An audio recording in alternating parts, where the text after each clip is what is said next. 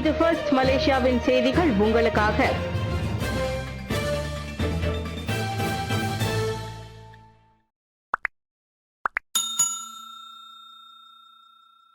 ஒற்றுமை அரசாங்கத்தில் ஒருமித்த கருத்து துரோகம் கீழறுப்பு இல்லை. பிரதமர் அன்வார்.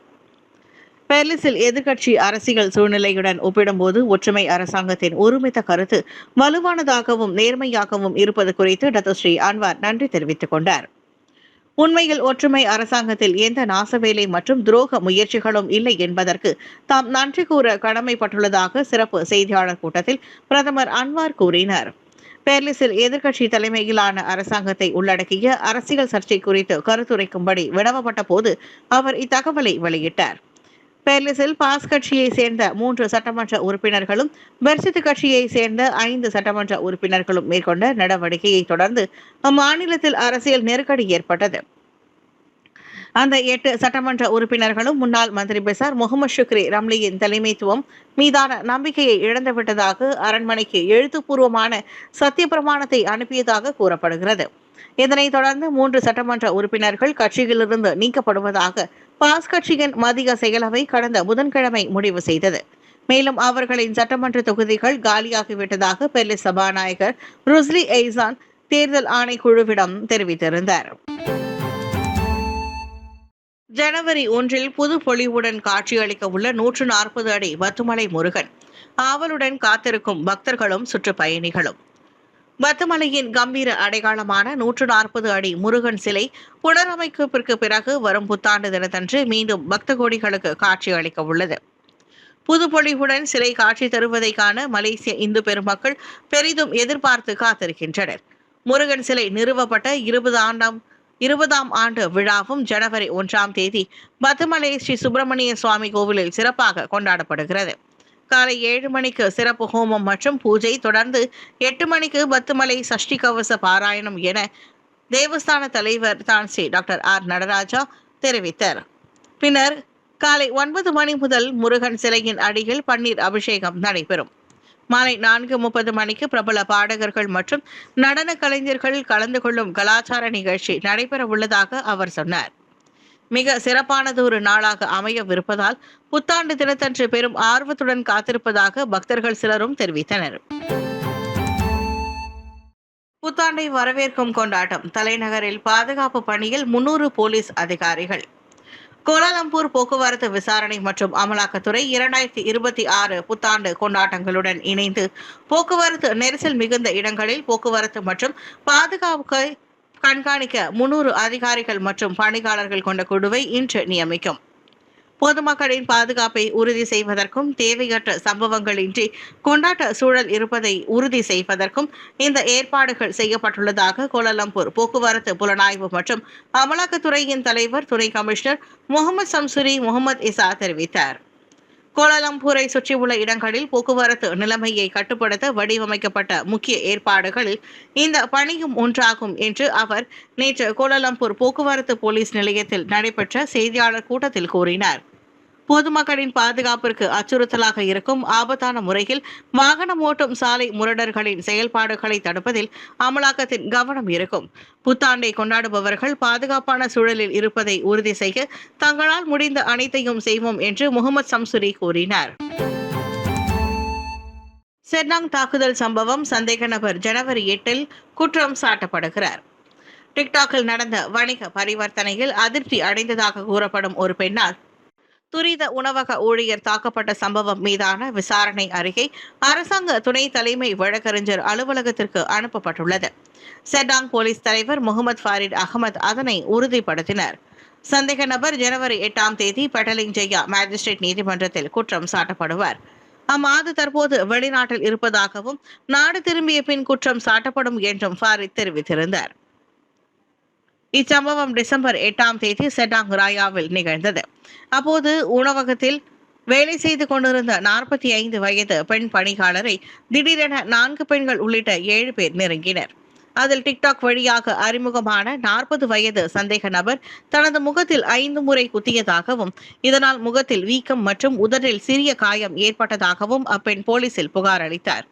இதையடுத்து அச்சம்பவத்தை குற்றவியல் சட்டத்தின் கீழ் விசாரித்து விசாரணை அறிக்கையை போலீஸ் நிறைவு செய்துள்ளது. பங்சார் செல்லும் ஜாலான் திரவஸ் சாலை குண்டும் குழியுமாக உள்ளது, ஆபத்தில் முடியலாம் என பொதுமக்கள் கவலை. பிரிக்ஃபீல்ட்ஸ் போலீஸ் நிலையம் எதிரே பங்சார் நோக்கி செல்லும் ஜாலான் டிராவர்ஸ் சாலை குண்டும் குழியுமாக வாகன ஓட்டிகளுக்கு ஆபத்தை ஏற்படுத்தும் நிலையில் இருப்பது பெரும் கவலையை ஏற்படுத்தியுள்ளது. குறிப்பாக ஓரிரு இடத்தில் குழி மோசமாக உள்ளது என கண்ணோட்டத்தில் தெரிய வந்துள்ளது. தலைநகரின் மைய பகுதியில், அதுவும் சுற்றுப்பயணிகள் அதிகம் வந்து போகும் இடத்தில் சாலை இந்த அளவிற்கு மோசமாக இருப்பது ஒரு பக்கம் அதிர்ச்சியையும் இன்னொரு பக்கம் பாதுகாப்பு குறித்த கவலையையும் உண்டாக்கியுள்ளது. மேலிருந்து சாலை பிரியும் இடத்தில் இப்படி குண்டும் குழியுமாக இருப்பது நிச்சயம் வாகனங்களுக்கு ஆபத்தை ஏற்படுத்தலாம் என அஞ்சப்படுகிறது. மாத கணக்கில் இந்நிலை கவனிப்பாரற்று கிடப்பதாக பொதுமக்களில் சிலர் தெரிவித்தனர். இந்நிலையில் வாகன ஓட்டிகள் மற்றும் பொதுமக்களின் பாதுகாப்பை கருத்தில் கொண்டு அதிகாரிகள் தரப்பு விரைந்து உரிய நடவடிக்கை எடுக்க வேண்டும் என சாலை பயணியர்கள் எதிர்பார்க்கின்றனர். சாலை விபத்துகளுக்கு வாகன ஓட்டிகள் மட்டும் காரணமல்ல, பல நேரங்களில் சாலைகளின் நிலையும் தரமும் காரணம் என்பதை உணர்ந்து சம்பந்தப்பட்டோர் இதில் உடனடி நடவடிக்கை எடுப்பதே நல்லது. குற்றவியல் வழக்கில் பறிமுதல் செய்யப்பட்ட 3.5 மில்லியன் ரிங்கிட் மதிப்பிலான பொருட்கள் அழிக்கப்பட்டன. குற்றவியல் வழக்கில் ஆதாரங்களை பறிமுதல் செய்யப்பட்ட 3.5 மில்லியன் ரிங்கிட் மதிப்பிலான பல்வேறு பொருட்களை செட்டாங் போலீஸ் நேற்று அழித்தது.